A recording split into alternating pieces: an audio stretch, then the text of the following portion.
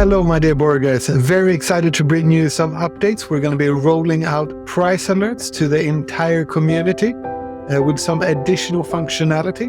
So let's jump straight into the app to see how you can use price alerts to make the absolute most out of the price movement in the market. Let's go. Well, in the app, you would go to Marketplace and then you would press on the token that you would want to set the price alerts for. And then in the upper right corner, you will see the bell icon, so you would press that. Once you get in on the bell icon, you're able to either add the price alert by pressing the numbers, if you know exactly the level that you want to set, or you can also use the scroll bar if you want to set sort of a percentage price alert. Then if you click on add notes, you can add the notes that is the reminder that is essentially pushed, or the notification that is pushed as the price is hit.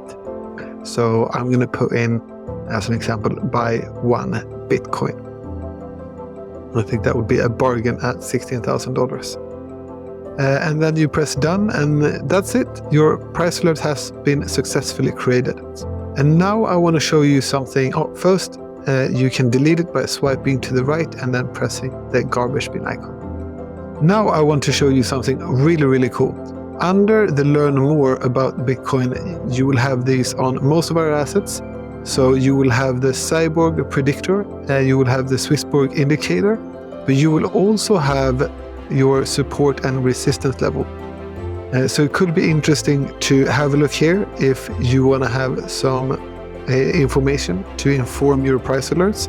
So here we can see that the support is currently at 19,200 and resistance is currently at 20,800. So it could be very interesting to set a price alert on these levels.